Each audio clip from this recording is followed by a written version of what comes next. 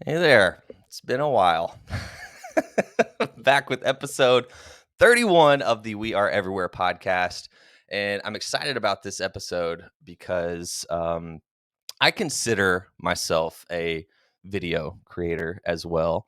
And this dude, if you follow him on TikTok or Instagram, you already know about his content. It's hilarious and it's all based around this crazy band that we're all obsessed with for the most part. From Atlanta, Georgia. Everyone, welcome Shane Nelson. What's Hello, up, buddy? hello. How's it going? It's going good, man. And every time that I look down, like we were just talking before we were recording, and the shirt is just, it's. Is it a original or is it one that you like found on like Etsy or eBay or something? Oh man, it was a $2,000 shirt. Get off eBay. But no, I'm just kidding. But I do. I collect shitty band shirts. And so, and the thing is a lot of these shitty bands aren't really that bad. They're just like the trend was to make fun of them. Like if you, I can't believe I'm going to say this, but if you were to go to Google and look up Nickelback's cover of "Sad but True" by Metallica, you'd probably be like, wow, this is actually kind of better than Metallica's. And then I also have a Creed shirt that's like Wicked. my probably my second go-to.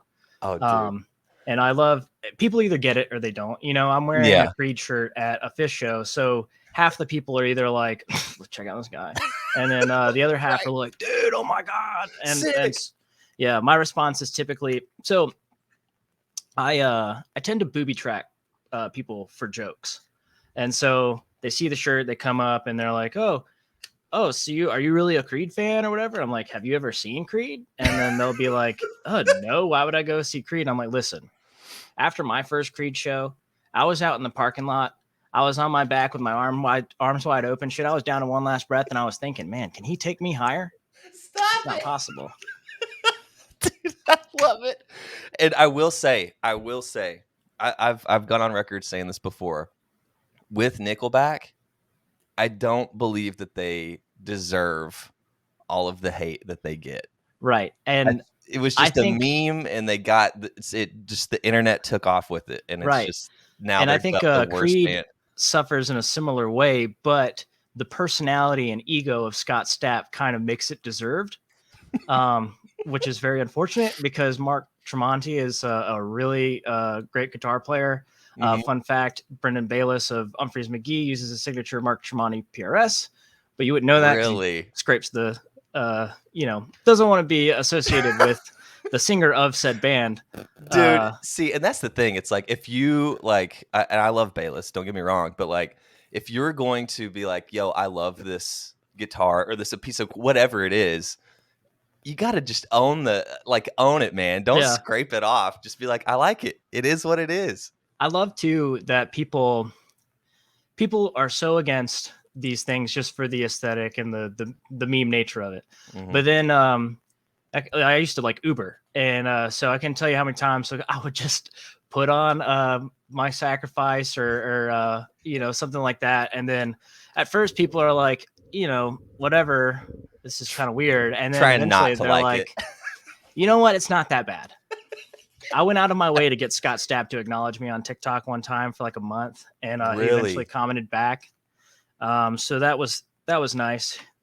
He was roommates with a friend of mine in a uh, stay away facility, I guess you could say, when he Oh, was okay. getting better. Sure. So I've heard plenty of stories. Seems like he's getting better though, so that's good for him. Good. But Yeah, good for him. Good for you, Scott. yeah, I always like a comeback story. right, yeah. That's like man. I was just underdogs, cutback stories. Like I was telling you earlier, since I work in the sports broadcast a lot, Mhm. I always root for the worst team or the away team because it's a lot easier to get out of there when you're not having to worry about all the fans surrounding you. Yeah. Because if the home team loses, they leave pretty quick. Yeah. But always the underdogs are always the best, and I think that also kind of assimilates itself into the this kind of scene too. I feel like a lot of people, we all are of the opinion that this band is at least one of the greatest, whatever of all time. And but the rest of a large portion of the music community would not agree with that. And we're all like, oh, you haven't experienced it, but in that regard, I feel like Phish, jam bands in general, maybe even the EDM scene, a lot of underdog in that, because you're constantly trying to be like, listen, I'm gonna hold the aux for a second, okay? It's not a 30-minute song. That's that cliche joke that always comes in. Yeah. Just for a second. 27 minets later. And they're like, man, when the lyrics come in. Yeah. It's like, we're already past that, buddy. Yeah. We're already past that. So let's get into getting to know you a little bit. So in Atlanta, you mentioned that you work in like sports broadcasting and like videoing like even bands and stuff. So who are you? What do you do? Okay, so I have had a camera in my hand since I was like 9-10 years old. That's awesome. My friends and I used to we had the well, I thought I had it here, but I don't. But we just go out and make movies during the summer. Like, we'd go and play football at the lake until like 6 o'clock on the weekdays, and then weekends it was like go mode for our movies. And a lot of times we would see Jurassic Park or Star Wars, and then we're gonna go make that. So we only had like 1 or 2 original movies. They were all derivatives of these popular things that happened, but that's how kind of got my start doing video stuff. And then I went to college. I played football in college, and I wanted to be a where at LaGrange College. It's a small D3 school, about 30 minutes east of Auburn. Cool. And I tore my ACL, and but honestly, probably one of the best things that ever happened to me. Realistically, it changed my path and direction in life. I wanted to be a high school history teacher and a football coach, and then so I was on my bye week, and my buddy essentially strong-armed me into going to see Bass Nectar and Pretty Lights for a 2-night show in Alpharetta. I'd never really done anything before that. In the church every Monday and Wednesday and Sunday up until I was like 17, 18. And so this is my first time. The only secular concert that I'd gone to up to this point was Perpetual Groove. I'm from Savannah, Georgia, so they're local there. And so I had just mind blown, just not this. Yeah. And I remember sitting there the second night. I had like my hands in my hair, and Pretty Lights has that song Finally Moving. He says, oh, sometimes I get a good feeling that I've never had before. I'm like, this is that feeling. And from that point on, I was like, this is something that needs to be captured. Like this moment in time is real for everyone that's involved in it. But, you only get so much when you think back on it. Right. And a lot of people that weren't there don't get to truly experience that. So I kind of like all within one night, just like made that choice. I was like, I'm transferring schools, getting back into film, and going to start making videos and entertain people. And most importantly, capture events and moments that you can bring back home so that people that didn't get to experience them, then get to have a little piece of that. And I love that. So from that point on, I started filming bands, filmed bands for about 10, 11 years now. And the past three years or so, I started doing, getting into sports broadcasts and doing a lot of freelance work in there. So utility work and sometimes camera for, the big networks doing college football, basketball, whatever. That's awesome. But I will say sports is fun. I definitely became jaded after playing. It was like more like a job. So now that I'm not a fan, I can actually enjoy it because I'm just like watching good plays happen, not necessarily rooting for one side. Although I guess I am a little biased for Georgia this year. I was about to say. Yeah. But that's the true nature of all Georgia fans, though. Realistically, is that they're a fan until something goes wrong, and they're like, I don't really pay attention to that. Dude, it's the same exact. So I'm originally from Oklahoma, went to the University of Oklahoma. So it's 2 seconds. I need to grab something. Okay, it's pretty much the same thing. OU fans, man. If you know, you know. start off every season like, oh yeah, this is our year. This is our year. And then have one loss and then everyone's taking all their shit off.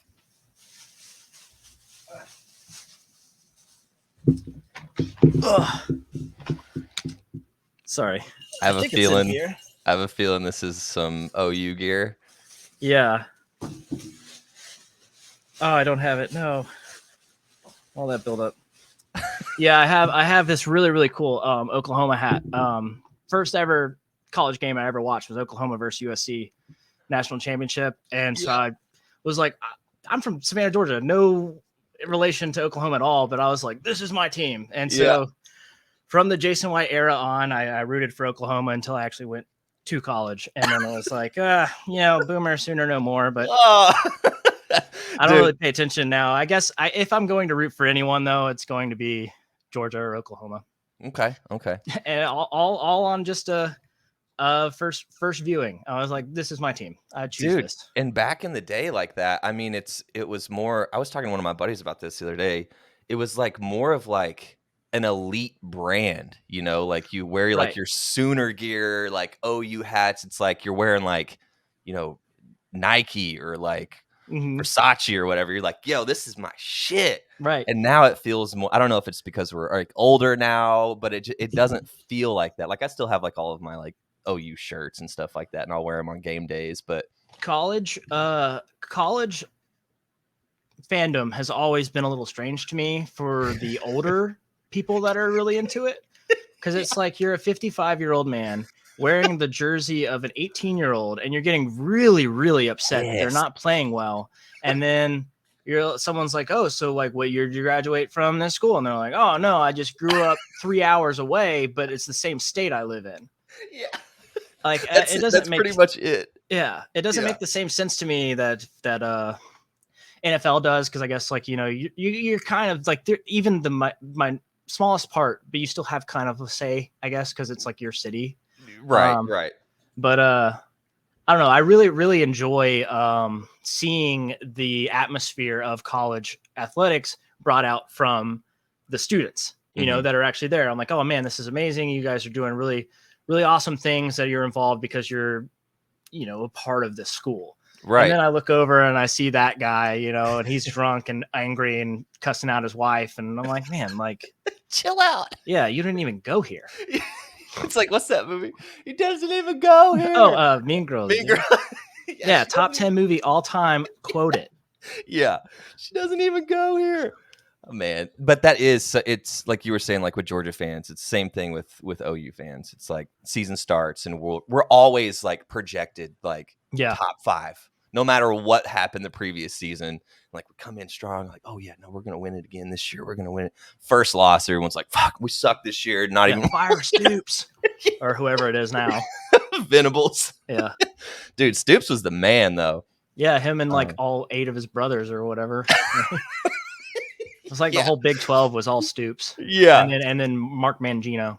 Dude, I can't remember. So, what is Stoops' brother's name? I think it's Mark, Mike or Mark, something like that. It's an M.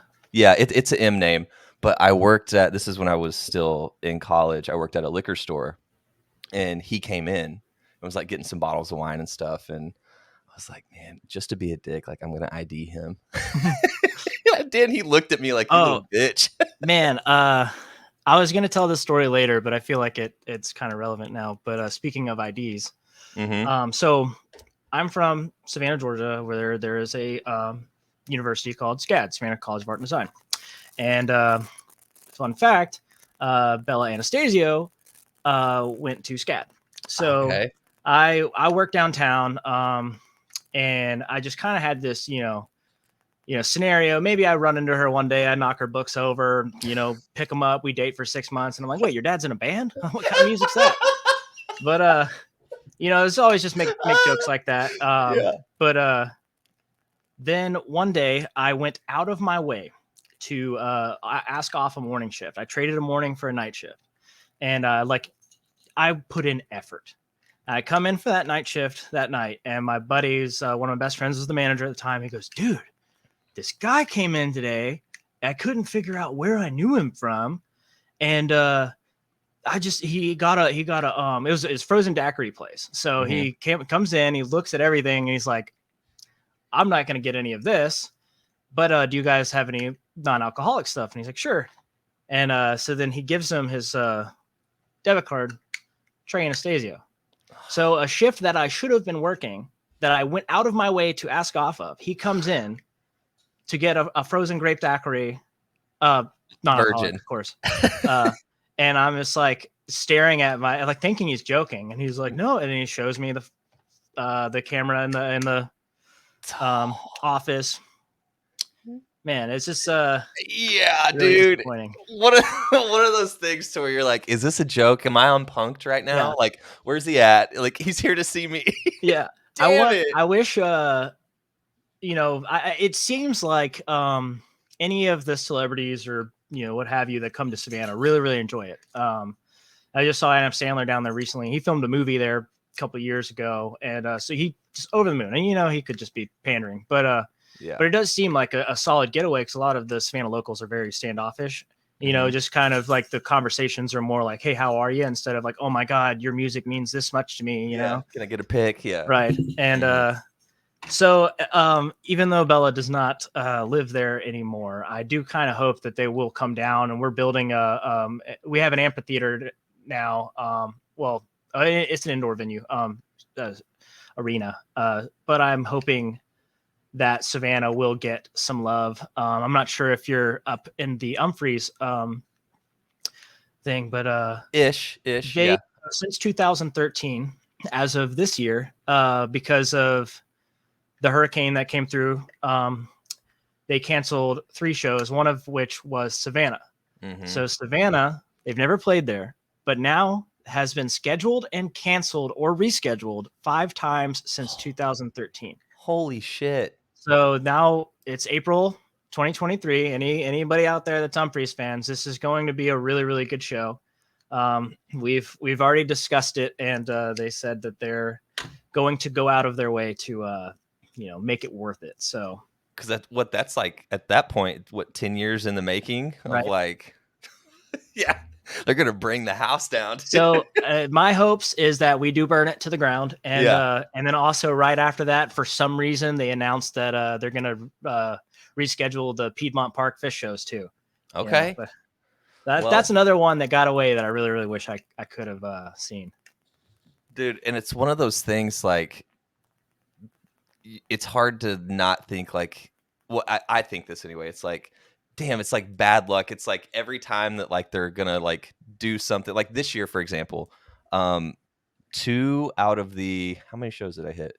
4, 5. So 2 out of the 5 shows that I hit this summer were either rained out or rain delays. Like I saw him at Clarkston in Michigan, and we only got 1 set. It was just like pouring. And then at Dick's, night 2 or 3, got the rain out. Like I was like, damn, I saw dude. you ran out onto the into the pit area, right, with your boots on. You saw that? Yeah, I think everyone saw me do that. Yeah, that's why I tried to shave my head and like right. Yeah, you myself. go incognito now. Yeah. What I have to wonder what goes through people's minds. I've never been sober my entire life, but I've, as much as I've experimented or drank or done this and that, like I never have the desire to just get naked in front of a large group of people. And this has happened a lot. So I don't know what triggers that, where it's like, okay, it's a pants need to come off. Yeah. It's a specific strain or a specific, I don't know, dose where they're just like, yeah, I'm just, because there is kind of like, not a lawless sense, but there is kind of a sense like the moment you set foot on lot, it kind of feels like, okay, this is our own world. This is our own government. Like our rules apply here.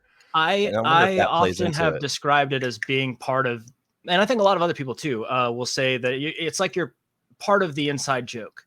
You know? So as soon as you do step on that lot, I agree. Like it is that like, this is a whole nother plane of existence outside of reality, but for a lot of people that is their reality. So it's their reality 24/7. Right. And man, I've seen so many strange things happen in the show in the crowd. You know, I'm a people watcher. Oh yeah. You know, I'm always checking my pockets too. I guess that's one of my dance moves. You know, oh wait, all right, yeah. Wallet You know, in the front pocket at Phish shows for sure. right. Yeah. And but I'll especially during the spacey jams, I'll get into a point where like I'll just be looking around and I pick out my favorite people. We play a game, me and my friends, where you pick out people and you say what celebrity they look like, and if they agree, then you get a point. And then if you do combos, you're like, oh, that looks like the baby of David Spade and Patricia Arquette, and then they're like, oh yeah, and that's 2 points. Okay. So you typically we'll have like a little prize or whatever at the end, which we all forget about because we forgot we even played the game. But we're all winners. Yeah, we're all winners at heart. Yeah. So let's get into you and your story. How old are you? I am 31. 31. Okay, I'm 32. So Nice. same. Yeah, I just turned 31 November 14th. Same birthday as Jeff Holdsworth. Oh, there you go. There you go. I mean, not to derail too much, but like, can you imagine? Like, I think about it a lot. Looking I just watched Between Me and My Mind last night, and I think he like offhandedly makes a remark like, "Yeah, we had this other guy just basically quit because he's like, what the hell is this? God, dude. Jazz standard." And I think he wakes up every day and is like, "Fuck." Yeah. He has. Well, to. I think I have heard, and don't quote me on this because it could just be that grapevine. Somebody said something one day and it gets passed around. But I have heard that Jeff has since become a reborn Christian. So I don't know if he'd say fuck. He might go frick. Shoot. But I think I remember hearing that too. Yeah. But I mean, man, just looking at what could have been. Either way. Okay, so but yes, I'm 30. I'm 31. 31. So we kind of grew up in the same. Definitely, 100% grew up in the same era. When and where did you first discover Phish? Okay, so I feel like there's always the cliche, older brother, my friend's older brother kind of thing. I've heard that a lot. But I think another thing that people don't give as much credit to is the one friend in your friends group, like the Ox guy. He's like always trying to, yeah, Kid Cudi's cool, but have you heard this Tweezer? Uh-huh. And so I had a friend like that named Chris. Okay. And Chris got really into Phish and was adamant with me. He was like, "You will really enjoy this. I've known you forever. I've known him since I was, pretty much in diapers." And so he was always like trying so hard. You will love this band. And like I said, like my first step into live music was essentially the EDM scene. Mm-hmm. So I followed, unfortunately, Bassnectar around for 2 or 3 years. Uh-huh. At that time, the scene was a lot different too. Sure.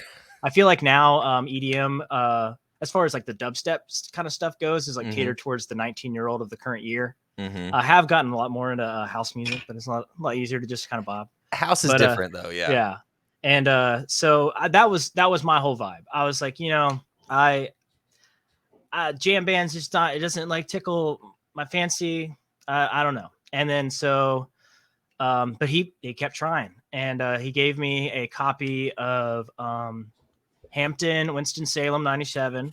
And he gave me the CD. I guess it's the first set of Winston-Salem. It starts out with My Soul.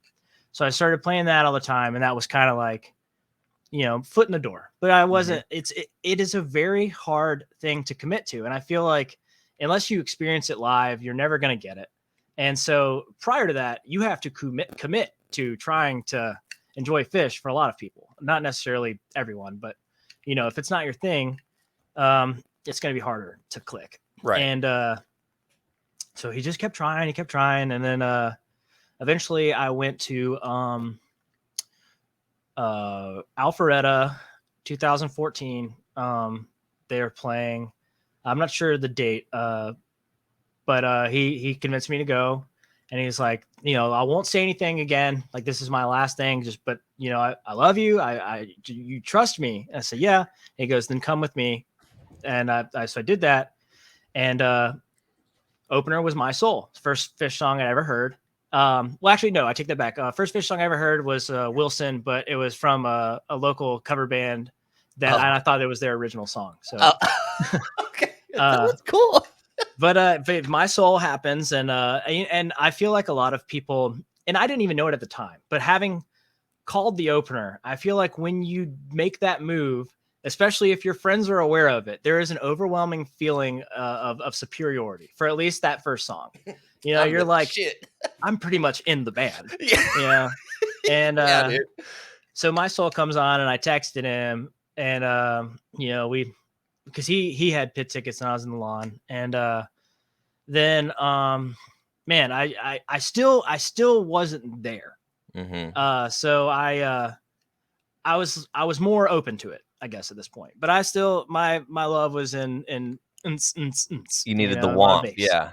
And so then I graduate college 2014, and I just finished reading Electric Kool-Aid Acid Test. Mm-hmm. And I was very inspired and wanted to I graduated a degree in film, and I wanted to make a movie.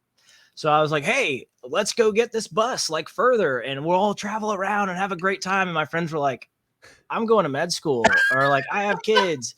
And I was like, okay, Yeah. whatever. So then I decided to walk. So I walked from Tybee Island, Georgia to San Francisco, California. No way. And it was a step-by-step process, but that's all Yep. walking is. So within that, I went to Fare Thee Well. So this would have been my second Trey experience, essentially, Right. which still at that point, I'd gotten into Humphreys by then, but was still like, Phish wasn't clicking. So and even the Dead, like, I enjoyed it, but like, it was just too spacey, and like I couldn't grasp the gravity of it. But And then I got to Fare Thee Well, and I was like, oh my god. that makes And sense though, that you would be like going from like the EDM scene to your right, first band being Humphreys. There's right. So elements of that, so that makes sense. I think though the pivot point though was Sound Tribe, Oh, and that Jamtronica kind of thing. So yeah. Sound Tribe and Papadozio, and then the first time I ever saw Humphreys, I did turn to my buddy, and I was like, whatever we were doing, like, we're doing this now. Yeah. Fucking blown away. They're the band I've seen the most. And but then so I got to Fare Thee Well for the Grateful Dead 50th thing, and was just blown away with like the scene and the community. It was something that I felt like I really gained at the beginning of my exposure to the EDM scene that kind of went away as it progressed. As it got more popular, I feel like there was a lot of people that just came in for, you know, the drugs or the hangout rather than the music and the Right. community. And so that was leaving. And then you see this band it's their 50th anniversary, and this scene is still vibrant, and like, you know, I'm sure it's not what it was, but like, it's something that I'd never experienced before and to that degree. Mm-hmm. So then I was like pumped up. I'm like, okay, Trey, he's great. I gotta go. I gotta figure this out and see him again. And so then I got to Denver 3 days before Dick's, and my second ever Phish show was the Thank You Encore. I barely got in right before the show started. I found a ticket. Joey Wall, she's a big personality on Facebook as far as the Phish fans go, and so shout out to her. She really went above and beyond to help me find a ticket because I like posted my stuff in Phish Tour group, and so get in, and was just blown away. I really, really enjoyed it. But then the Thank You Encore happens, and like, there's something to be said about extended encores or true encores, right? Because every band, they do the whole rigmarole. They go, okay, we're gonna leave, and then they come back on 5 minutes later. It's planned, you know. Yeah. And then sure, Phish did plan to do this extended encore, but no one's expecting what, like 9 songs or whatever it was. Mm-hmm. Like, yeah. So that was just like, oh my god, and like, just lit a fire. And so from that point on, I you know, just got really, really more involved in my love for Phish, I guess. So there was always that slow, steady rise, but I don't think I fully committed until the Harpua started. Yeah. And then in that moment, I just thought to myself, okay, I get it. You know, it clicks. That's the moment. That was the finally moving moment for me for Phish. Yeah. This is that feeling that I have felt once before, but here we are again. And that's I'll never forget that show because that was the one and only time that they've played on my birthday. So Oh, that really? yeah, September 6th. That was that So show. Yeah. that's my dad's birthday. And No speaking way. of birthday shows, November 14th, 91, the year I was born, they played a show, and they played a version of Run Like an Antelope that was modified to be about grocery shopping. So it's Roll Like a Cantaloupe. Oh yes. Yeah. So I like to think that whole, I always make these connections and stuff. And I know it's just coincidence, but I feel like that whole vibe of like being the goofy flip of whatever, like is integrated since day one, Yeah. if that makes sense. So let's say, are you like super into cantaloupe or something? No, just into being the joke. Oh, So right, like right. everyone's expecting this to be how this punchline is going to go, the misdirection, I guess. Yeah. Because people see this, it's like this, they see Yeah. that and they're like, oh, check out this Chad. And they're Yeah, like, well, align look your at this. Chad Chris. So, Dude, you've got so many like little quips or like you're well, quick with I it. walked for 7 months, so I had a lot of time to think. Yeah, so you kind of glossed over that, and I didn't want to derail the story, but like, so you straight up Forrest Gumped it like That across. was filmed in Savannah too. So That's what I'm saying. Like, so what? Like, I know you wanted to like get the bus with your friends and stuff, but like, what made you just turn on your Mike Posner and like so go? well, man, it's funny you bring up Mike Posner because Because he did that too, I right? wish he did it after I did. And Oh, you did it first. well, so Oh, 20 to 30 people do it like every year. okay. I've met, I think, 10 crossers at this point. 10 crossers? Yeah. Is that what So, they're called? yeah. Crossers? Okay. And they're all, everyone has their story or their reason, and it's all typically a really beautiful thing. And I feel like I'm sort of an anomaly in that. Because like, like there's, this girl, Jessica Watkins, and she did it, to kind of like, prove that like, that strength in women, and she's a comedian too. So she was like going like across country doing comedy stops. And then, there's other people, they do it for the veterans, or there's a guy named Mike Nab. He rollerbladed a few years after me. He did it for No Child Hungry, I think. And he's a huge Phish fan too. I'll Okay. definitely link you in with him. Okay. But yeah, so all these people have, their reasons. And I did it. I tell people, oh, I was just trying to lose a little weight.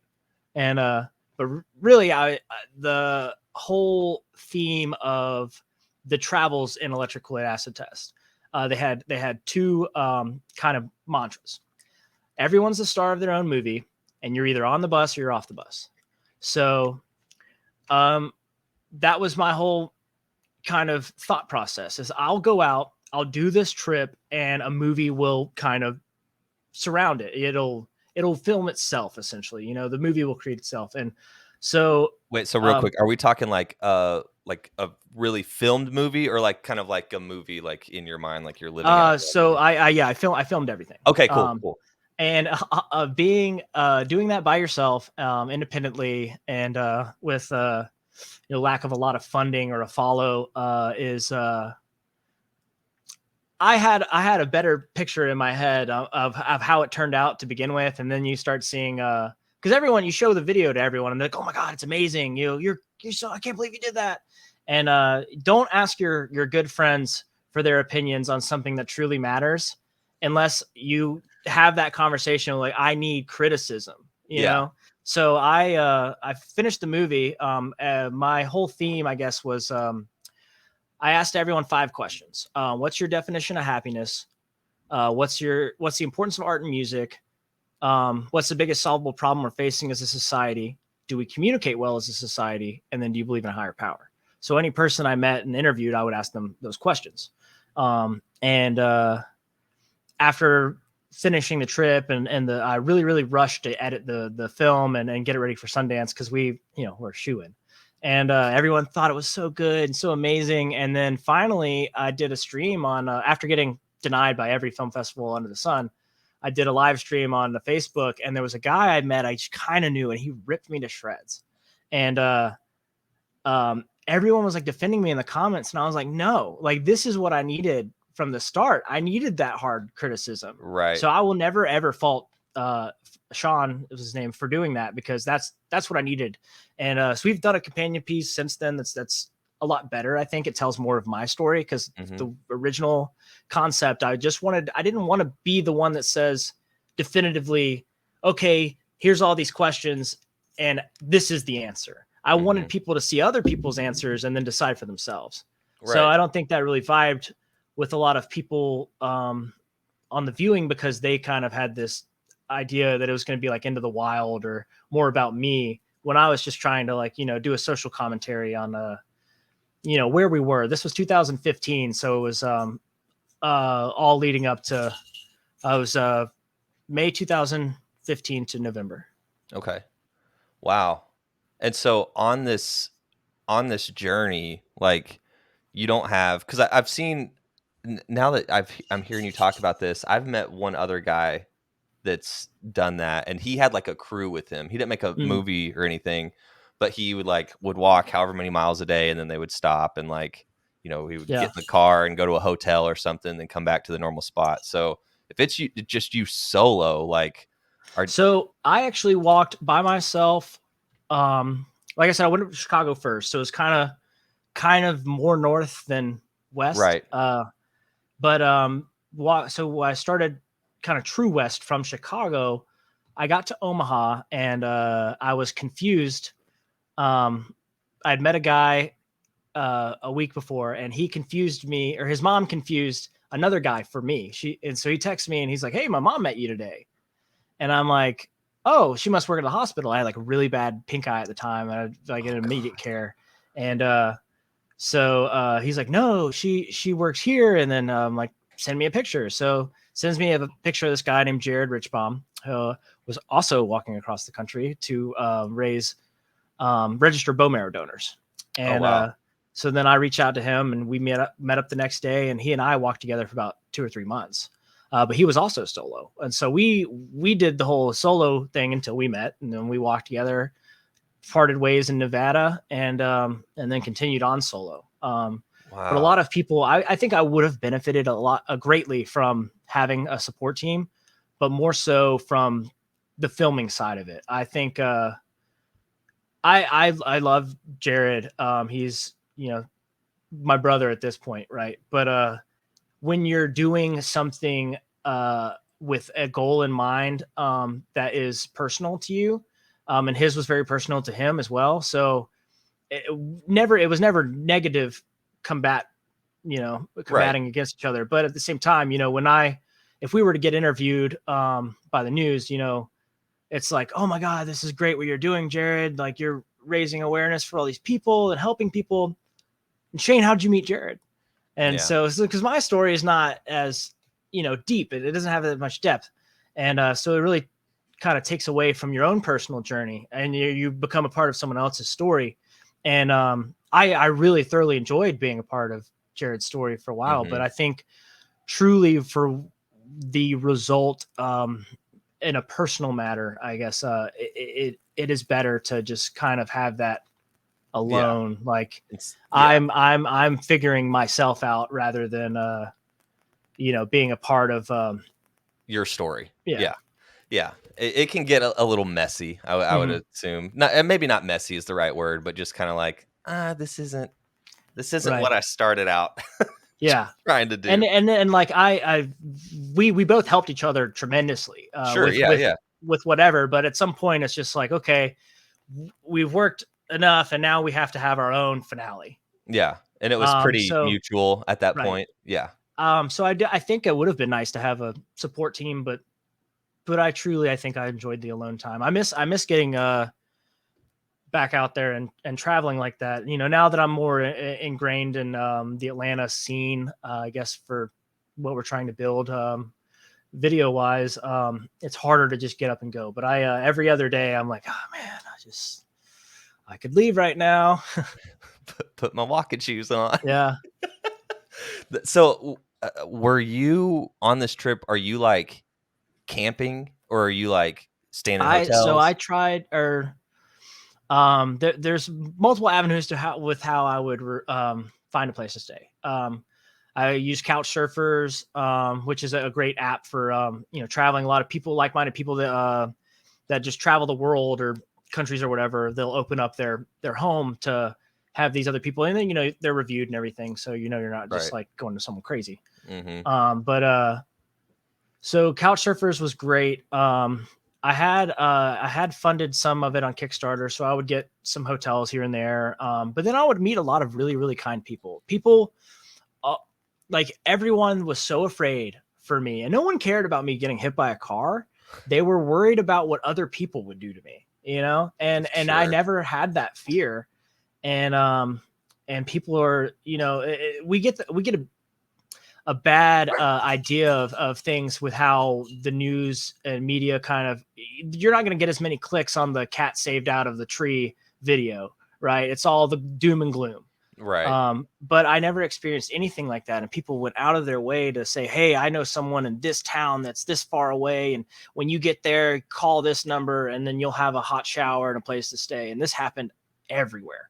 I stayed everywhere from a beauty salon to an ice cream parlor. Sometimes I'd even use Tinder, and that was even weirder because I'm actively having to be like, I had this copy and paste message, be like, hey, not using this app for its typical use. Right. This is my thing. Here's my credentials. Here's my website. Check me out if you think this is fine. Cool. If Not not, looking to really, yeah. have any interaction. I just want a place to sleep. Right. And I don't recommend that unless you have the sources to back up what your journey is. Uh-huh. But there's a lot of different ways to meet and connect with people, and I think the best is in person, just talking to people. And like I said, I set these traps so I force people to start the conversation with me, even if they Right. don't want to. Right. Yeah.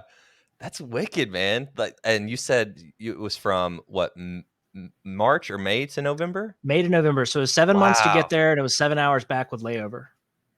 Probably Damn. should have just flown.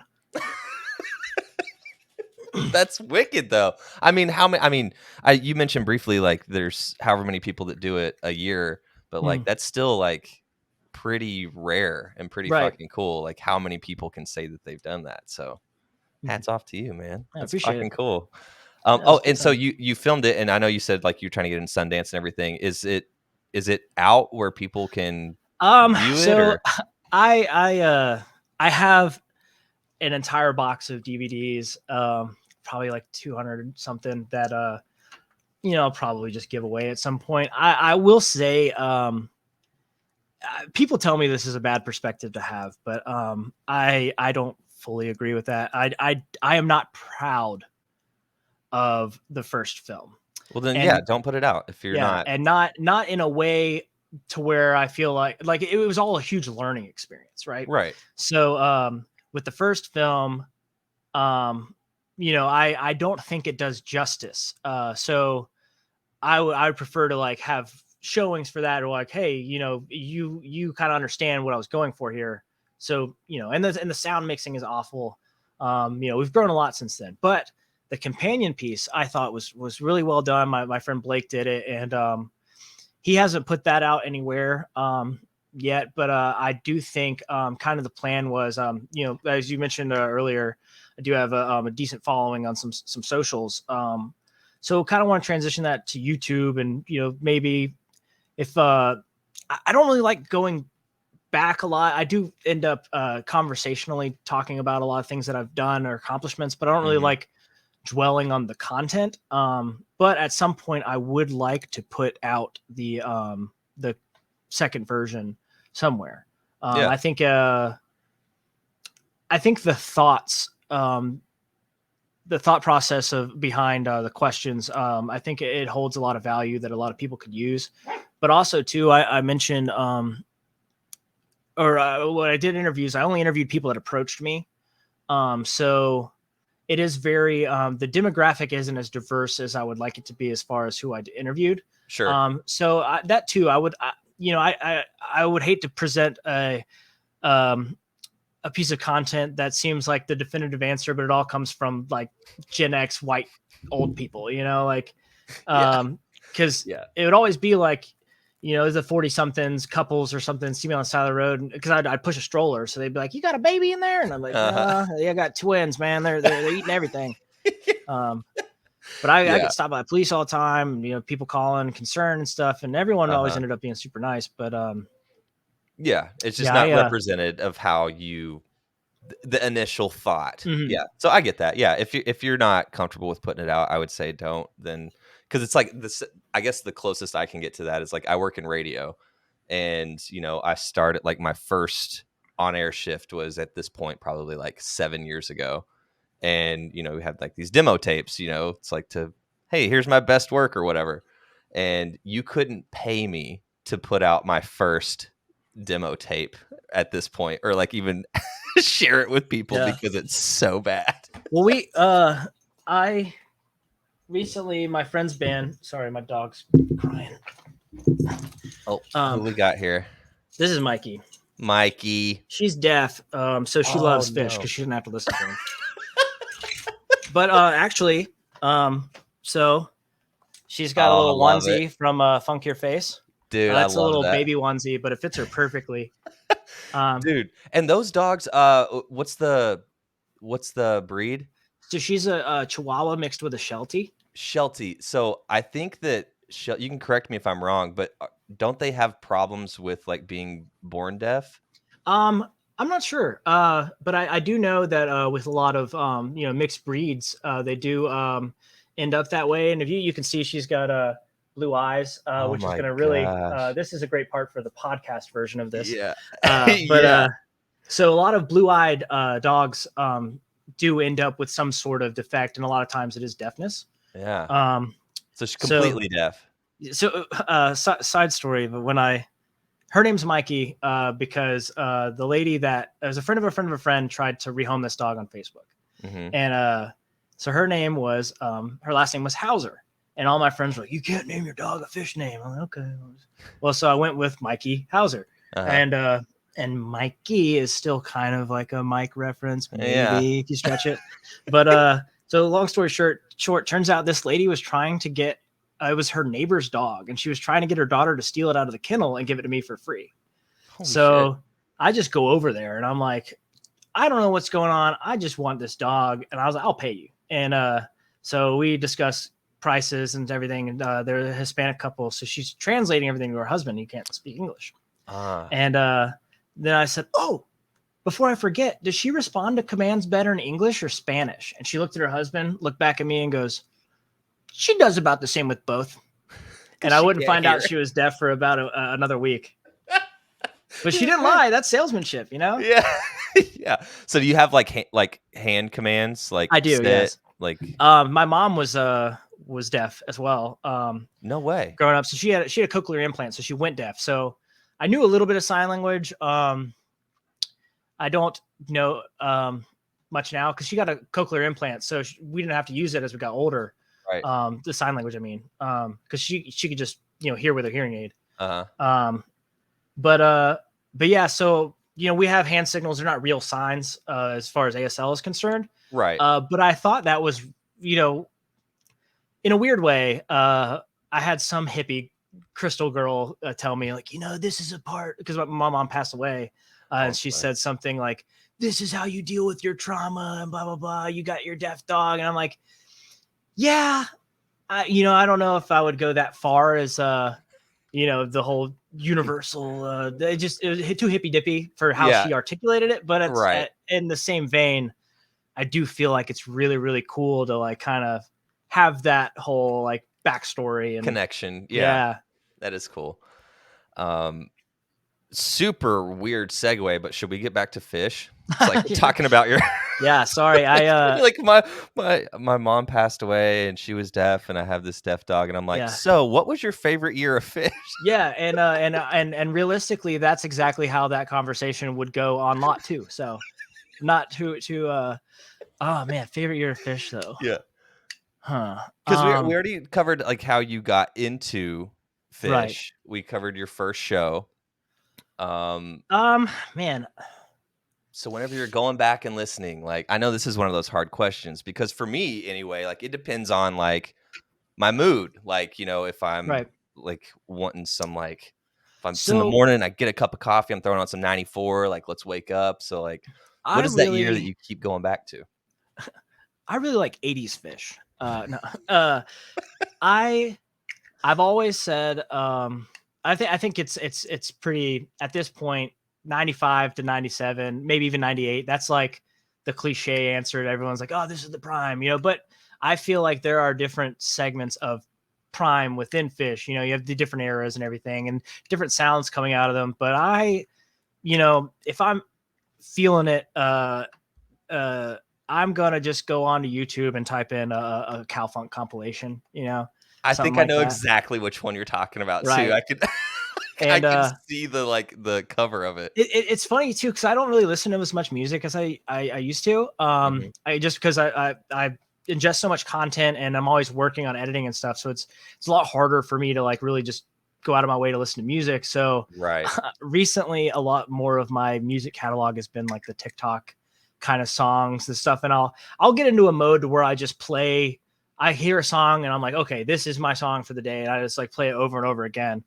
Um, and so I feel like if I am in the zone of listening to like a full show of Fish, it's probably going to be that like later '90s stuff. Mhm. But also during the walk, I got really into Oysterhead, and Oh, yeah, so dude. I would start every day with a playlist, and same playlist. Start with All in Time with Humphreys, and the second song was Wield the Spade, Oysterhead, and then the rest of the album.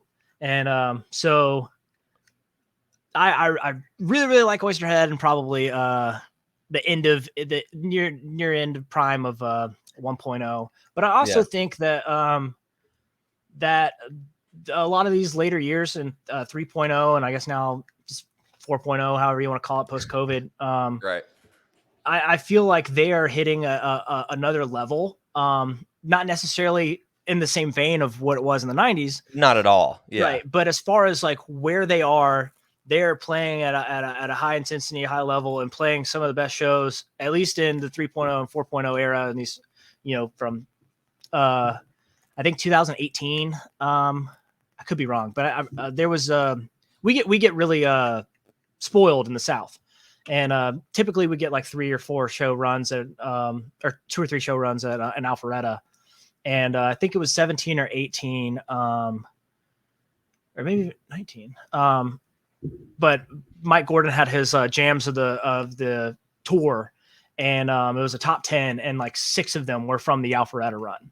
So I maybe I'm a little biased just because we get a lot of good music down here since Yeah. I've been seeing them. Uh-huh. But yeah, I would say latter portion of 3.0 and 1.0 is probably my favorite eras. Yeah. That's a good go-to. Mhm. And this is a harder question. Um, favorite jam, Okay, I jam, got I got my notes here. okay, of all time. Like Desert So Island, you can only take one with you. we What is don't we don't have to tangent off of this one, but I also kayaked the Mississippi River from start to finish a few years after the walk, and so that had what? a playlist that I would start every day with, and the first song on that playlist every single time was the Cavern from the Island Tour '98, and you'd be hard pressed to. And I know it's not as peak jam kind of thing, but as far as that like funk Mhm. sound, I think that's what I'm digging. And probably my second go to is the Nutter Tube, which now I don't think I've ever said that out loud. Now that's a funny phrasing. The Nutter Tube is the best tube. Um, but Another it, two, it's going to baby. be someone that's going to listen to this podcast that's going to be like, they do that shit on purpose, man. They're like, Fish is like 10 steps ahead of us, man. Like their inside jokes are like inside the jokes that you think you're joking, Right. And I'm like, sure, guy. Mhm. But yeah, those are the 2 I go back to the most. Cavern, Island Tour, Nutter Tube. Solid. And Solid it's really answers. irritating too. On Amazon or Apple Music, they split the Nutter Tube into there's the tube and then the tube jam. So a lot of Dude. times, if I'm on shuffle, it'll end the tube but not the jam, and that's the best part. But dude, and that's what I've had this conversation with multiple people, like trying to figure out why they do that. mm-hmm. Like, and one of the answers like we came up with was like, oh, it only happens on cover songs and they end it at this time so they don't have to pay as many royalties and blah, blah, blah. And I was like, oh, that makes sense. But then you have it happen on songs that are theirs. And I'm like, why are we splitting this up? And that's Right. kind of what's kept me from ordering any of the LPs like the Mm-hmm. that Phish has been putting out, because it's like, you're going to get to a certain part of the jam and then you're just going to have to flip the record over. Right. Like what, like Yeah. why? It's The irritating, especially like if you're in it. It's like, right. Yeah. boom, There's gotta flip it. yeah. It's not as much of a release when the song releases you instead of your brain within the song. So if it Right. just Like, all of a sudden just ends and you're like, yeah. that's always irritating too. It's like, it's funny in the EDM scene because like so your brain releases dopamine if it predicts something correct. Like, so it's confirmation bias is a huge thing with dopamine receptors. Sure. It's like if you think your girlfriend's cheating on you and you find out that she indeed was, the I fact knew that you knew it, like that, your brain's like, yeah, but at the same time it's like, oh. But with the drop, that's why EDM is actually physically addictive, because the building, you're already you're keen on what's about to happen, and then the Right. drop happens, and so like people like jump on that, and sometimes that happens in jams. And I can't tell you how many times I've like been in that vibe, just getting it, and then I'm like, they stop or it transitions, and I'm still in the energy of what had just happened, and I'm like, have to look around. I'm like, no one saw that. Check my pockets. Yeah. Dude, it's happened to all of us. I mean, especially like with getting ripcorded. It's like, here, and you're like, okay, this is about to go deep, and then next thing you know, you're fucking listening to Farmhouse, and you're like, did I? Yeah. Did I just black out and miss 20 minutes of something? What the fuck? My favorite ripcord that people my roommate my old roommate used to run this Instagram page called Nitrous Party, and he Really? is I know about Nitrous Party. Yeah. So man, he's the biggest jaded Phish fan ever. You get to the show, he's like, well, I guess I'm on a fucking Phish show.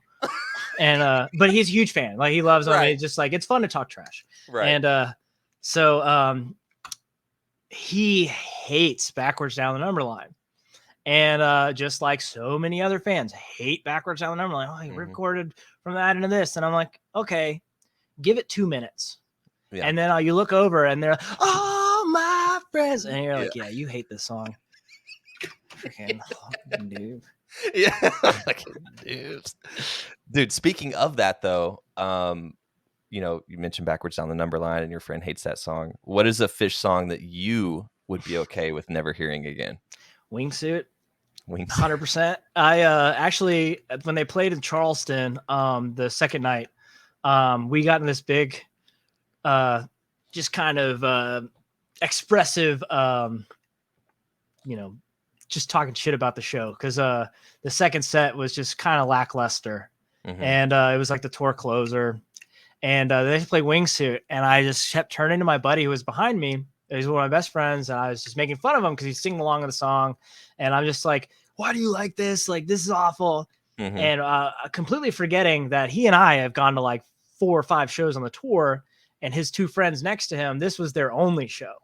So me being like, oh, this show sucks. Like, I'm like, they're probably like, oh, great. Like, we got the one crappy show. Right. And but it was all during Wingsuit. And then they came out with an encore and played an incredible encore, Chalk Dust Reprise, and I think Pebbles and Marbles.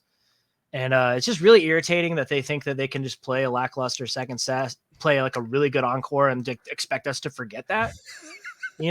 Dare you?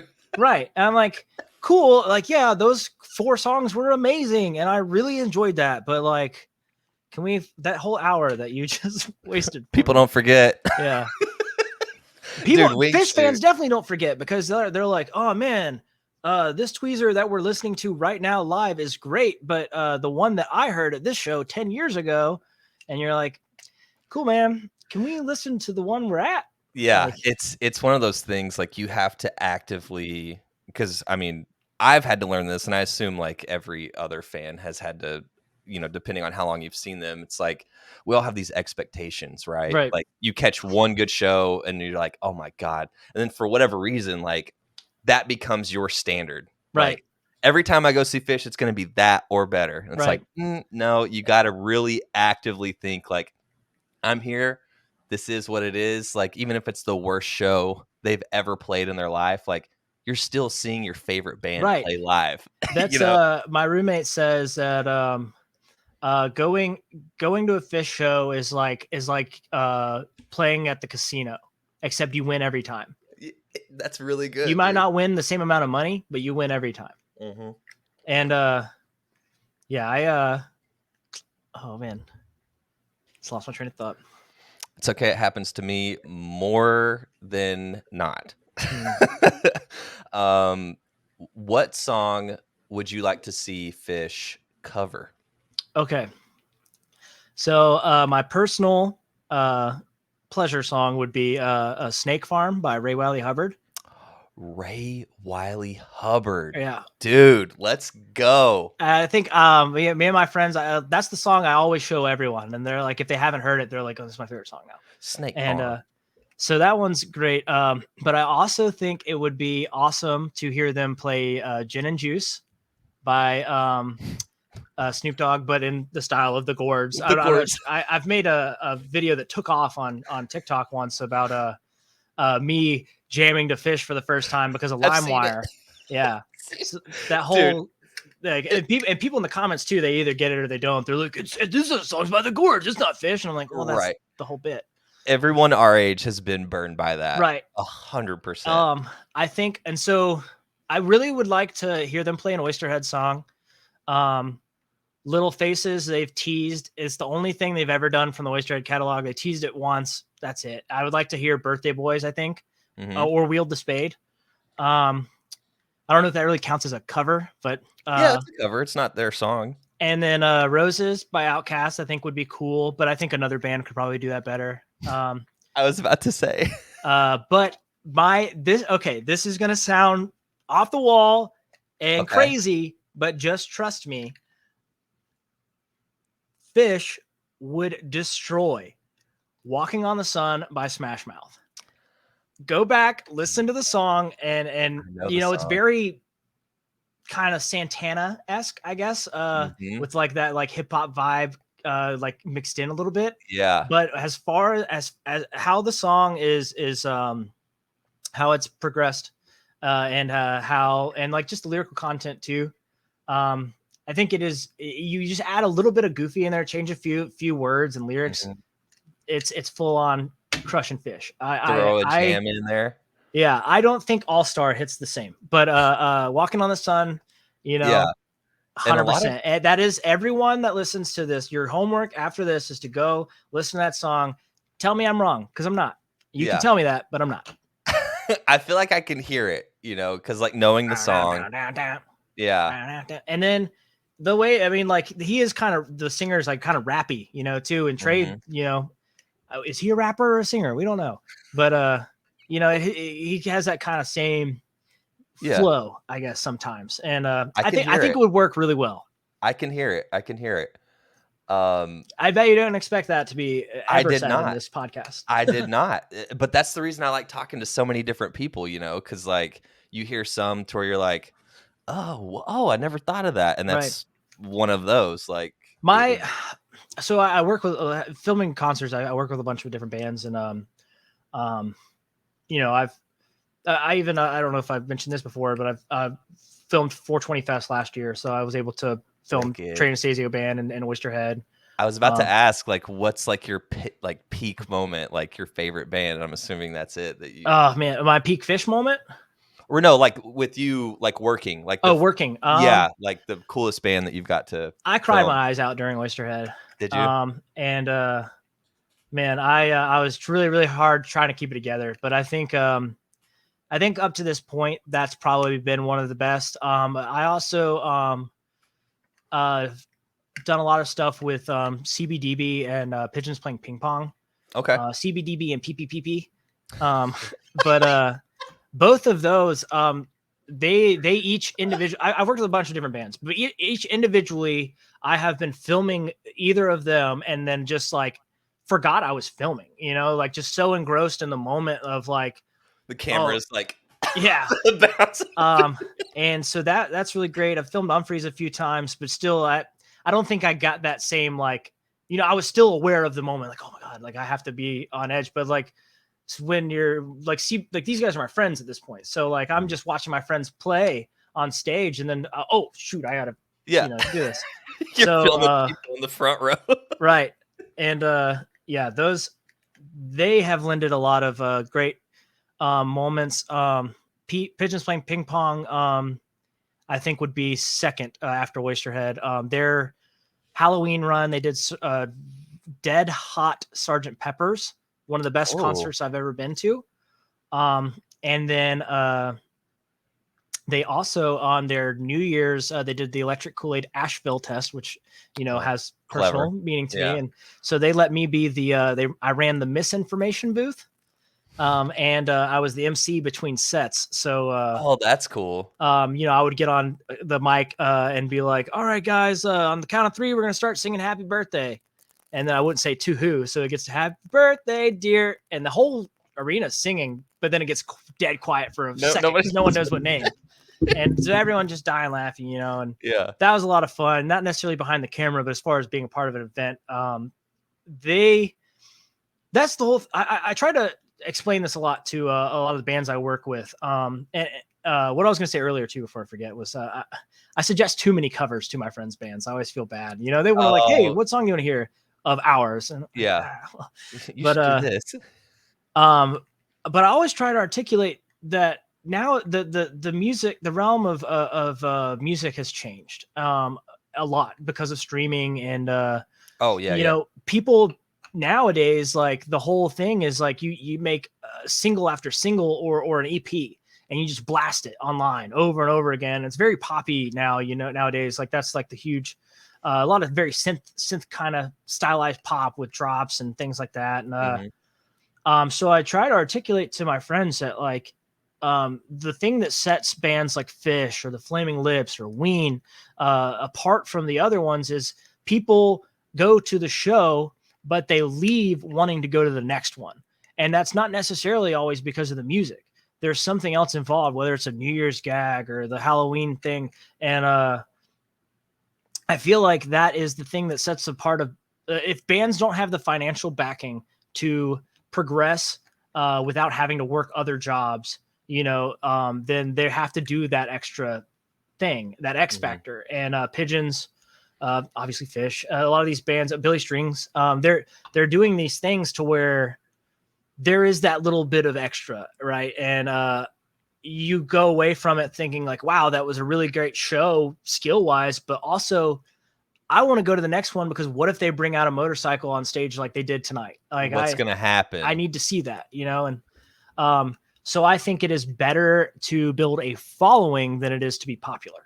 And with that, it's how you build a following with all of these bands, you know, Phish, you mentioned Billy Strings, Ween.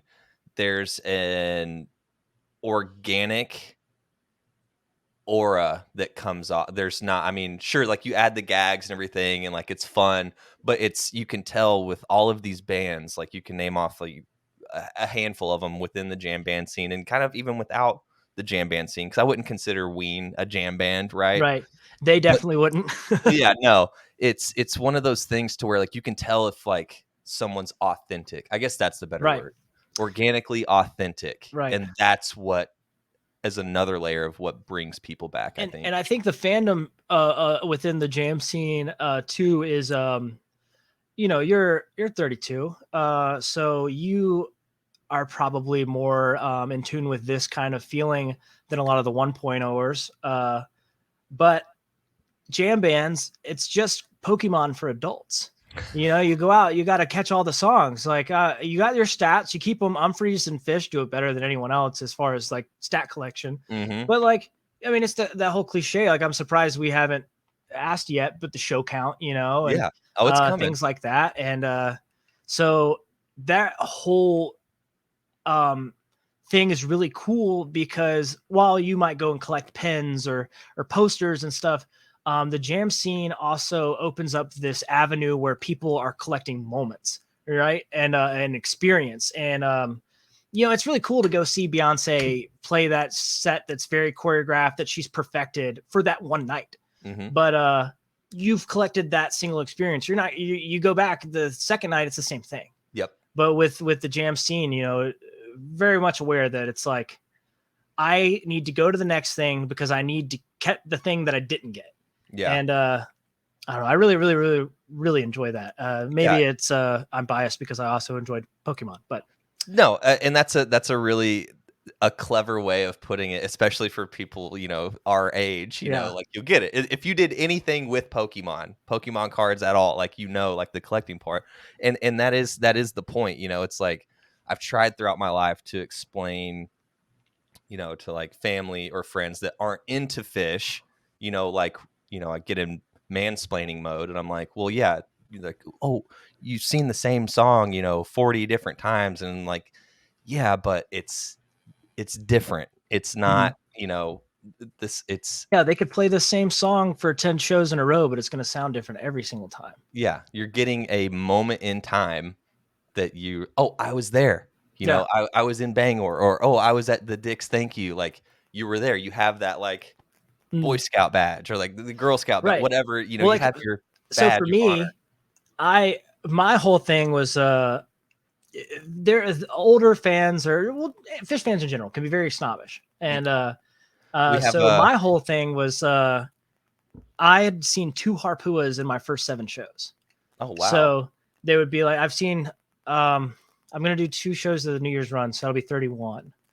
The last one will be 31. And then, 31 shows that you've seen total. Yes. Okay. Gotcha. I've seen Umphreys the most. I've seen Umphreys 70 times. Wow. And, then, Phish, I got into later. So, sure. And their tickets are a little expensive sometimes. But yeah.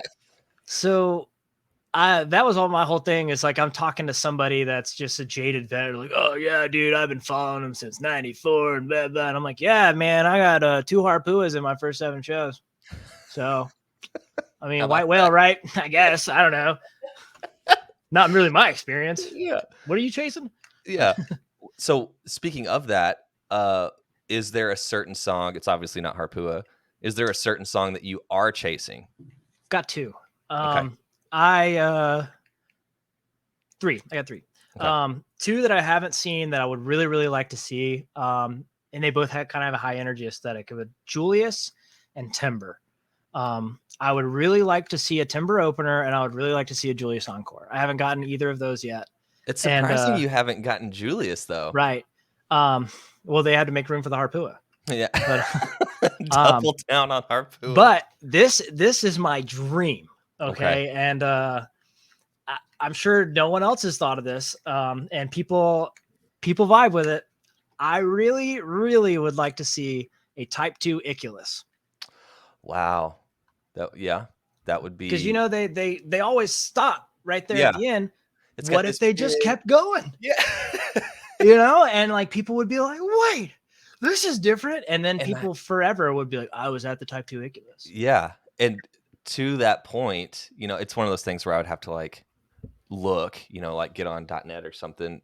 I don't think that that's ever happened.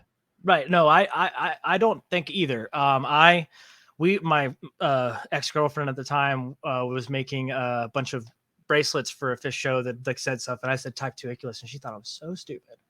And then at the show, everyone was like, "Oh my god!" I never thought about that. We're gonna get someone in the comments and be like, "Oh, they went Type 2. Technically, they went Type 2 with Iculus in '98." Yeah. This show, there was a 3-minute Iculus at this show that was, usually it's around 2 minutes and 50 seconds, but it was extra 10. That's the thing I love about this podcast is like, I come in, with like, I have the Phish companion and all that, and I have access to the internet, like .net. I could very easily like fact check as we go through, but right. I always love, you need a Jamie.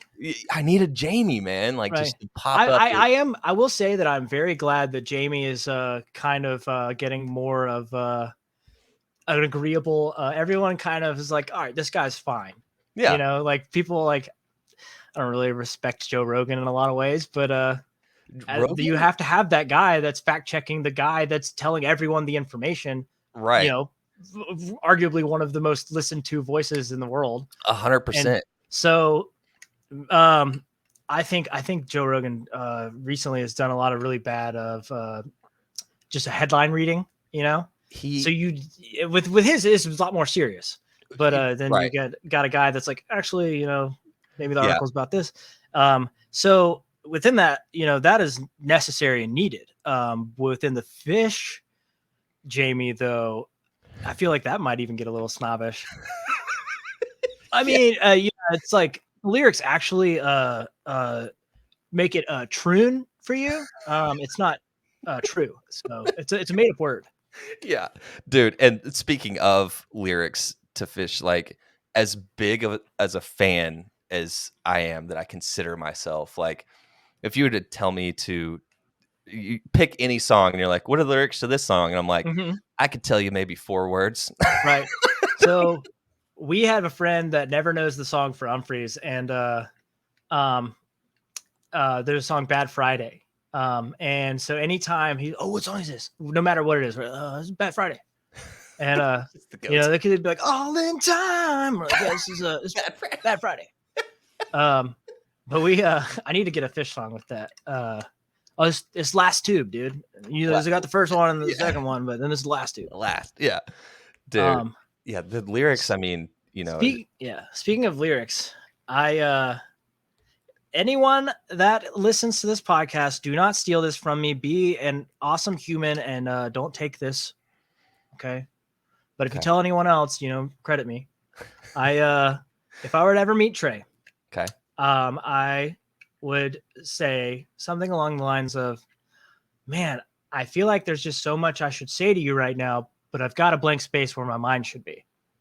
And I feel like you would really enjoy that and it'd be a little different, because I feel like a lot of people are like, as far as like musicians and actors, like, oh, you've done so much for my life and inspired me in this way. It's like, that's really cool. But like, that's my life. All I do is talk about music and stuff. So right. And I want to come at a way that has never been done or said before, so that it is memorable and authentic.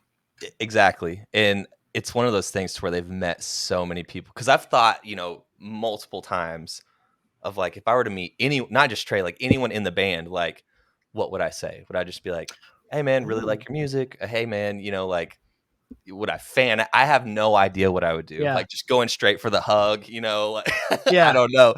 But having that memorable moment. Yeah. Can I be your friend? Can I have your phone number? Yeah. I'll text you later at the after party. Yeah. But yeah, having that thing that sticks in their mind, to be like, oh, that was good. Right. I haven't heard that one before, because they've heard everything. You mentioned you were watching, Between Me and My Mind, and there's that part where he gets stopped on the street. The dude's like, hey man, I've been, so I'm going to rehab right now, or whatever he says, like I've been sober for a week now. And Trey's like, oh, good. Like, we're filming right now. Yeah. It's like, thanks, man. I guess the closest outside of that SCAD story, the closest that I've gotten to interacting with either of them, we were about to film for Tab at 420 Fest, and I was walking to the catering tent, and I said goodbye to someone. I was like, watch, I'm going to go run into Trey with my mouth full, and just said that offhandedly. Sure enough, walking up behind the stage, he's walking. I looked down, took a big bite out of the cereal bar that I had, Cinnamon Toast Crunch cereal bar. Look up. There he is. Make eye contact. And he just nods. He gives me the old white man nod. Yeah. And I'm like, wait. And so, but granted, we're not going to go out of my way to, when you're working, it's taboo. And so I wouldn't have approached him anyway, unless he approached me. Right. So I already kind of had it in my mind that it wasn't going to happen, but then to be that close and just like, and to call it beforehand. Right. Oh man. Well, I'm, as I said, my soul, I'm good at calling, but then, and you may know this, Mike Gordon has the voicemail hotline. You can call still? in. Up until at least last year. He might've stopped it this past tour. But I called him, 2-3 years ago. I still remember the voice mailbox was talking about his different types of non-dairy milk. He's like, I'm big on oat and stuff. And then I get the chance. It always ended with the voicemail box is full, but then this time it wasn't. And I like panicked for a second. I didn't know what to say, but I asked him what kind of comedy he gravitated towards. And so he said he was a big Stephen Wright fan. I don't know Stephen Wright. Have you seen Half Baked? Yes. He's the guy on the couch. Okay. Yeah. Hilarious one-liner comedian. Anybody that doesn't know Stephen Wright, go on YouTube, look up a compilation, or there's also a compilation. He was on Craig Ferguson all the time. He talks like this, and it's very slow, but his delivery, like he's so quick, like quick-witted. Yeah, his delivery is very slow, but he's very quick-witted. So like he's just like he snaps back, incredibly. And I think he's a big Phish fan as well, which I think that's really cool that they like cross-pollinate there. Yeah. But yeah, Stephen Wright, number one comedian for Mike Gordon. According to a conversation that he and I had through a voicemail box. So how does he? Because I was aware of the voicemail, and I'd called it like one time and like listened to it and got the same thing. It's full or whatever. How does he respond to that? So basically, what I gather is that people leave voicemails, and then after the voicemail box is full, then he goes, listens to all the voicemails, and then he re-records the outgoing voice message. So it's always like, hello, you got Mike Gordon, and I'll call it right now. Let's see if it's still going. It's Mike. Thank you for all of the years of calling the hotline. Thank you. This mailbox is full and cannot accept. Well, I guess it's over. You're welcome, Mike. Damn, he said thank you. Not answering any more questions. Yeah. That's all. That's it. Curtain. Man, and yeah. Damn, and not even with. Yeah. Just a curtain. Dude, so you're pretty quick-witted too. That's good. Right. Yeah. Girls tell me I'm quick all the time, and then they get upset. I don't. We share that problem. Yeah. So what is before we wrap up here? Out of because you said with the New Year's, then you're going to be at 31. So what are you at right now? Like 29, 29. Mm-hmm. So out of the 29 shows that you've seen, or been on tour with, or this could even be, this is unique to you, like with you working and filming these bands, what is your favorite memory from tour, whether that's at a Phish show, in the lot, on the way to a show, or even a show that you've recorded? So we talked about the Thank You Encore and Fare Thee Well. I had those in my notes here. Then Oysterhead. Let's see. Okay, so I have three little stories. Okay. The first, I think, is truly like the best moment for me personally at a Phish show that I've experienced, and I've done this like maybe 3 or 4 times now, is bringing a friend to their first experience and being able to see that click moment. Like that to me has been really, really cool. And so I've been able to experience that a few times.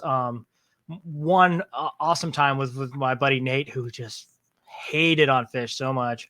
And then finally we dragged him to a show, and there's just that moment where you look over and he goes, whoa.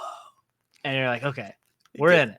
So I really, really enjoy that. I like seeing people like they're like just that moment where it finally all comes together and you're like, I get it now. Mm-hmm. So that's been really great to experience externally. Right.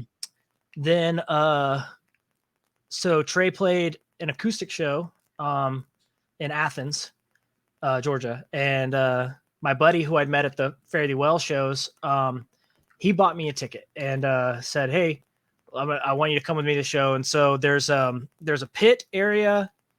There's a VIP pit, and then there's with like 5 rows, and then the regular pit started after that. And so we're second row of the regular pit, and I'm telling him this story about how I was at an Humphrey show before singing a seat, and the lady came up and said, "Hey, you're in this guy's seat." And I'm like, "No, I'm second row." And she's like, "No, you're in the VIP section. Look at the ticket, moves me up." As I'm Nice. telling this story, these guys come up and they're like, "You're in our seat." And I'm like, "No, we are second row." And sure enough, same exact thing happened. And so they move us up to the VIP section, probably the closest I'll ever be to Trey. This, I don't know if you can see that. Oh yeah, So this black is the one person's head in front of me. We were dead center. that's And awesome. so I don't know if you've seen a Trey acoustic show, but No. one huge part of it is the storytelling. Mhm. And he's a great storyteller. So being in Athens, he talks a little bit about Widespread Panic and Mikey and stuff, Mhm. Seacott, and he tells a story about push on till the day, and each little verse or a little line in Push On Till the Day is a small story, a true story involving Seacott or Trey or the band over the years. And so like he even tells us this whole story about how they're throwing the football with one of the PAs, and he ran into a pole trying to catch the football, and that's in the lyrics. And so hearing that story was really cool because he's breaking down a song, but within that telling a story for each little part. Yeah. And I think oh wait, no, Between Me and My Mind hadn't come out yet at that point, but that was really, really cool because you could tell like Phish gets a bad rap lyrically because people don't see the depth that's in a lot of it. Because I feel like too that if you're like a huge fan of like Greek mythology when you're growing up and stuff like that, like you're going to have an easier time kind of like assimilating yourself into the Phish scene because they have all of these songs that are written within this world that they've built, right? Mhm. And if you're not really dealing with that, then a lot of the songs, or if you're not privy to that, then they seem goofy and they lack depth and whatever. And Right. but really, I don't think that's the case. I think that is a lot of stuff is very poignant and written well, but then you also have these stories that are told and like really small snippets of them, and you don't get the full story, but like he being able to hear that whole thing said right in front of you, and you get a little bit of like the reality behind their true life, because everyone's like, oh yeah, like you feel like Trey because you've been to 40 shows and been Right. he's made eye contact with you in the pit, like Yeah, he's done yeah. this. Yeah. So I think that was really cool, being able to like hear that firsthand account and like get that backing of the songs.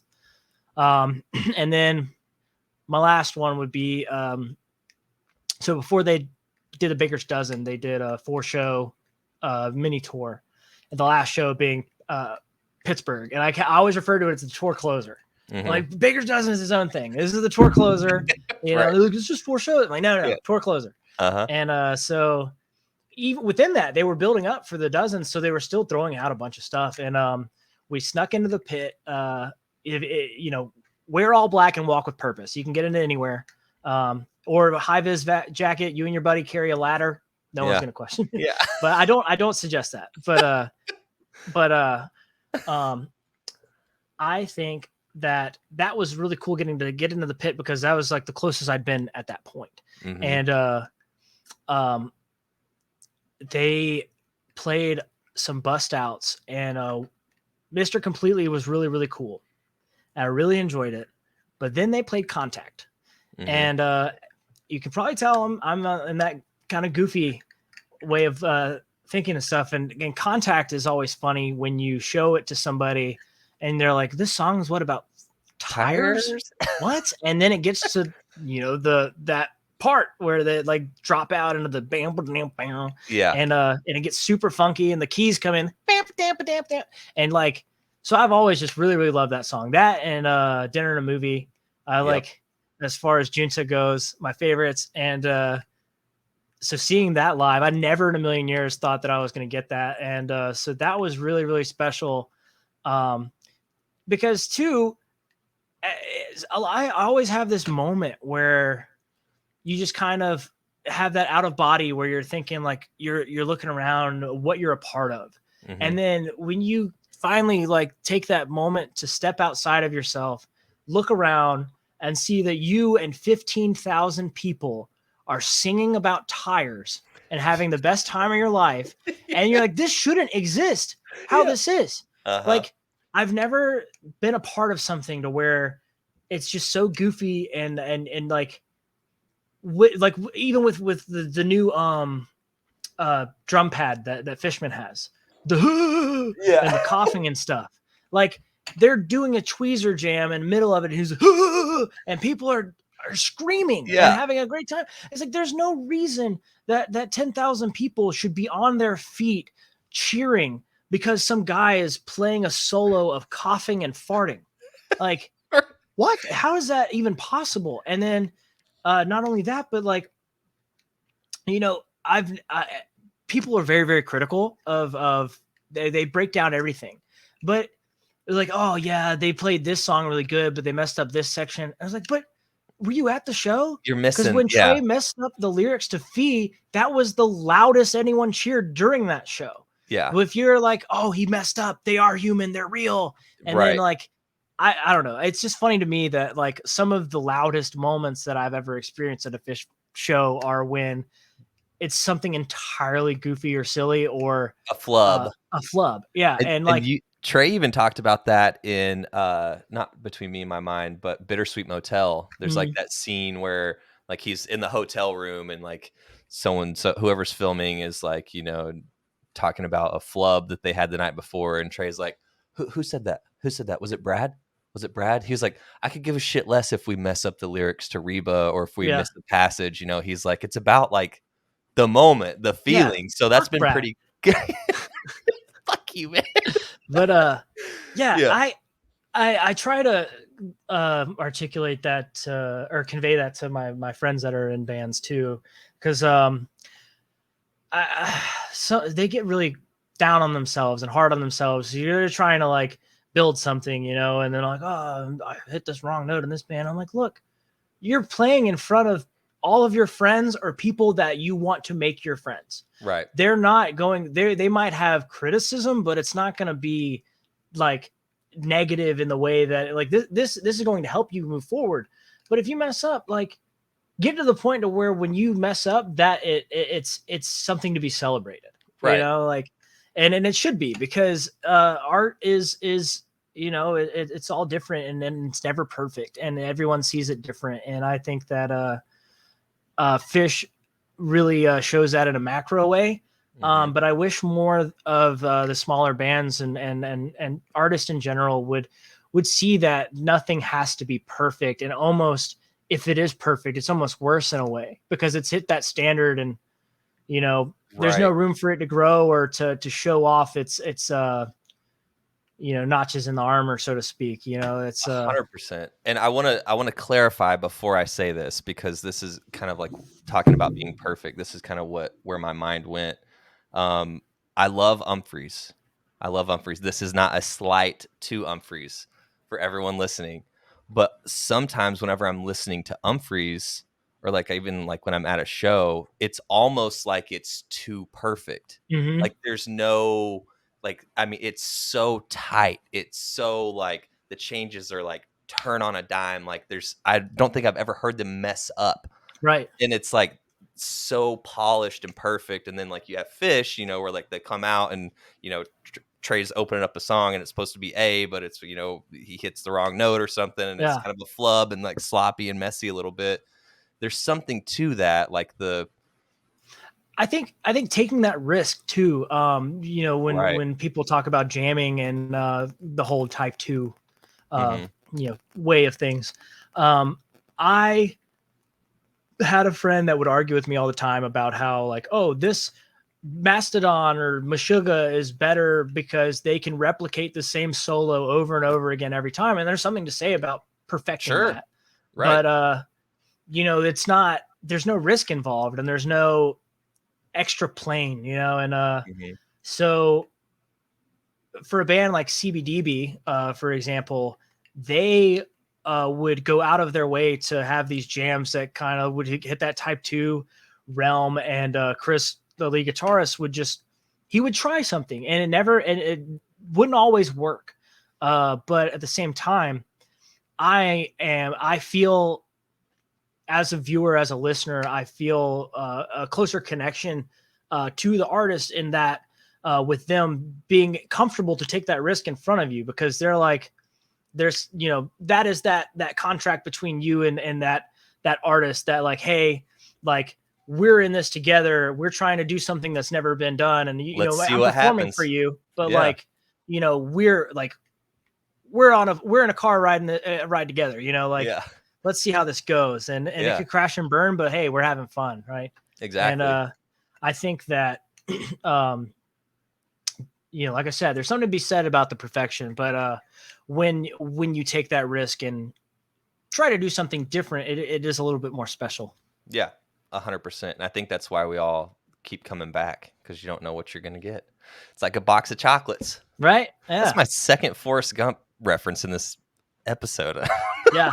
People, every time that people would come up to me and say something like that. Well, so, okay. Everywhere in the South, people were like, you're doing what?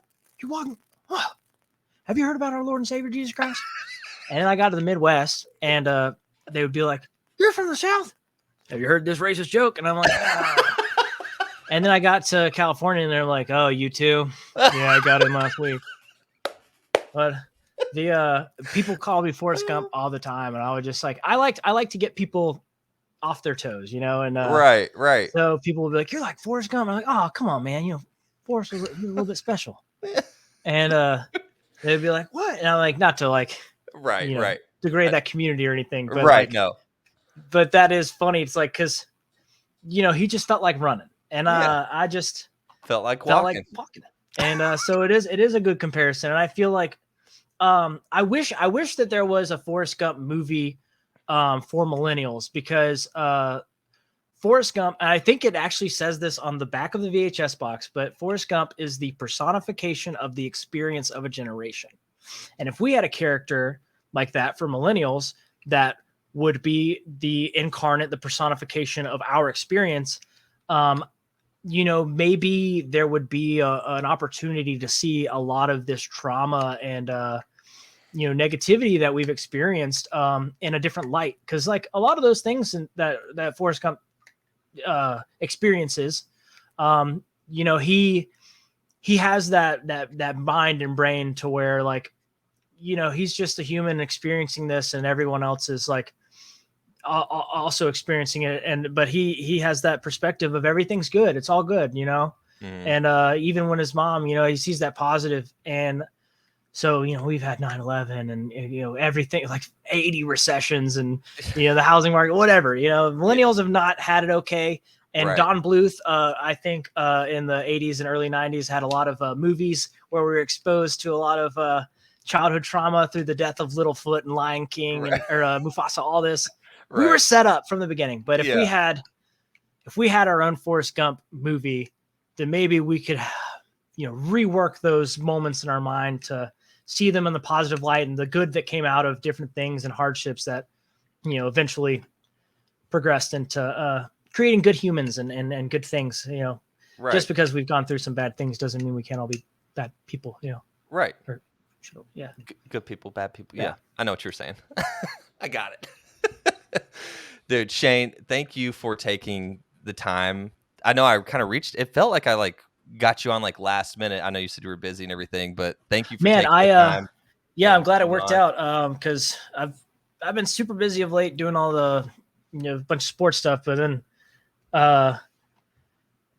football's almost over, so hopefully we'll be back into shooting concerts after all that's done, and have a little more free time. I don't really travel as much as I used to as far as shows go, but Phish and Humphreys is who I travel for now. So I really, really want to be able to get back into, I feel like I've lost a lot of momentum content wise, and I want to get back into having that free time to do things like this and meet people like you and really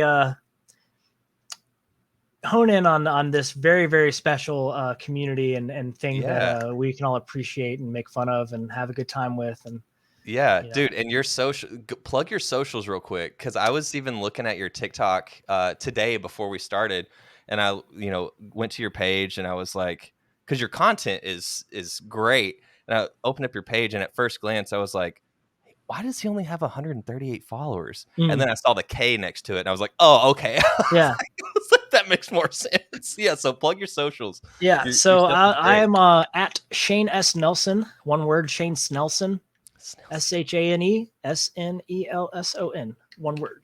And on all my socials. I don't know if I should do this or not, but I feel like I should. I've gained a lot of momentum with that account. So I don't know if I should start a, Phish only account or something. I know that Allie, definitely, Sneak Alley transitioning from personal to she gained a lot of momentum that way. So I've been debating that, but I do have a meme page, but it's a little bit more risque for some of the content, so I won't say what it is. Won't but, plug it. Okay. But I'm if sure we all you've laughed follow at it. some memes recently, probably me or one of my buddies. So. I'm sure. And it's funny because I've reached out to a few of the, Phish meme pages, and the response that I might have even talked to you in one of them. Yeah. The response that I get is like, or I guess the vibe that I get is a lot of these people are wanting to stay anonymous because Right. they're like, I would like to, but well, no. Granted, a lot of them also have merch stores. Mhm. So I think that is one thing too, because Don't want to pull the curtain back all the way. right. If you God forbid you put a donut on something and then they're like, hey, we own that, and you're like, Right.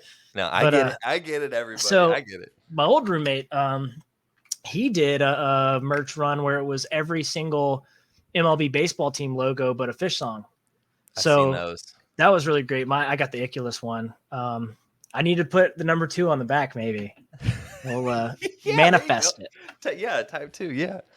No, that's awesome, man. But yeah, thank you for taking the time. This has been a great episode. I think this is the longest episode I've ever done. Right. And every time you try to say goodbye, I try to keep you on. It's one of my favorite games. You like keep a phone call going. They're like, all right, well, you're like, yo. So anyways. No, you're fine, dude. I think that just goes to show, like, because sometimes, whether it's a podcast or just a conversation in general, like, you'll ask someone a question and they'll be like, oh yeah, no, that was cool. Mm-hmm. And they're like, okay, give me something here, man. Like, we're 2 minutes in, like, this is going to be a long episode, but this, I think that goes to show, like, you're super easy to talk to. And I would love to catch a show with you at some point. Yes, I'm not going to make agree. it to New Year's, but maybe we'll see what, this next summer tour looks like. And we'll kind of see if any of our shows are going to be the same ones, and we'll catch a show together. And I'll start a podcast too and have you on if you want to. Perfect. Big Start game one. show. Big game show? Yeah. Okay. So my I don't want to give too much away, but essentially kind of you got it in the works? Yes. Okay. So we're actually not this week, but next week we're starting to renovate the basement into a studio space for the show. Essentially what I want to do is build a kind of like a game show built around like filling out a bracket, right? And so you have March Madness, and you select all the teams that you think are going to win. You fill out your bracket, right? Right. So mine is the apples to oranges bracket. So things that shouldn't necessarily be compared, but they're all random. And actually, I have one right here. Okay. So, like jet ski. This is weird doing it backwards. Jet ski versus the perfect haircut, or college football versus the cool side of the pillow. Time machine before, or MTV before reality television. Like, so it's just voting on which is the best thing. This one, you can see this bracket. Yeah, it's opposite. It's weird. Dogs won. Yeah. Dude, just seeing you hold that up gives me major F Zappa 20 vibes. Frank Zappa? No, like, F Zappa. Oh, yeah. So actually, we were talking about the whole certain creators being, kind of like a little on edge and anxious about their content. Uh-huh. And someone said that this person was like F Zappa 20, and they took it as like Frank Zappa, and then like, and rather than that, and I've seen like one video, so I didn't even know who this guy was, but it was meant to be a compliment, and it was not received that way. Gotcha. Because yeah, no, if you don't know who he is, then it doesn't come off as Right. And I've Yeah. reached out to him like to get him on the podcast. So FZappa20, if you're listening, answer my DM, man. I want I to want get to you see on one here. of the. I think. Dude, but I love that premise for a podcast. And Yeah. I would So love to be essentially, it on. would end too with whatever is crowned the victor or whatever, or whoever is crowned the victor, they'll get a little cash prize, or maybe we'll go thrift shopping and find something cool. Wicked. And but they'll fill out their bracket a week before, and then on Instagram I'll have everyone vote on the bracket, so you can build a following there, and then we stream on YouTube. And dude, I love that. so the winner, essentially, if you fill out the bracket correctly to where you choose the right winner, that's like a golden snitch, Okay. automatic win. But outside of that, each round of the bracket is worth a certain number of points for your correct answers. Love that. And we'll go through the bracket too. So instead of just being like, oh, grandma's home cooking beats vacation day at the beach. But we're going to have them discuss that and Right. argue how you got to that. Yeah. And then maybe we even do like, the bizarro version where it's like the worst thing, so it's like John Wayne versus John Wayne Gacy, like who wins that? Like, and then, but in earnest, you have to defend your answer, Right. And so you don't have any episodes out yet. This is still in the conception phase. Right. So we want to start shooting probably. The goal is to have everything in place and all the equipment by New Year's, which we have pretty much everything except for like 2 cables maybe, and then it's easy. Start shooting in January or February. Yeah, man. Let me know when you get it going and you want to have me on. I would love to do that. It sounds it's sounds like with this StreamYard program too. I can it seems really, really easy and simple. I think it would do really well. Yeah, and it's fairly cheap. Yeah, but it lets you, and you can have, I think, up to 10 people. Like if you want to do it live, I think you can have up to like 10 different people on and like live stream it on Twitch, YouTube, Facebook, whatever. It's pretty cool. Pretty cool little thing here. Everybody. Trying to get her to say goodbye too. We got to say goodbye to Mikey. She's not going to hear us, but yeah, and definitely want to plug Funk Your Face again because he has some of the best. Them and Section 119 have some of the best Phish merch. Bye, Mikey. What's sign language for bye? Just waving. Yeah. Bye, she's Mikey. Out of it. Yeah, she's like, you guys in your band. She's like, golly, I'm so glad I can't hear you right now. Yeah. I tell her all my secrets, so because I know she's not gonna be able to tell anyone. Yeah, maybe because she's a dog. Yeah, I do the same thing with my dog too. Yeah, they say dogs stole things, but she stole my heart. Oh, on that note, hey, don't hop off here yet. I'm gonna end this, and then we'll talk logistics on how this comes out and everything. Sounds good. Thank you again for taking the time and coming on, man. It's a great episode. Yeah. Okay.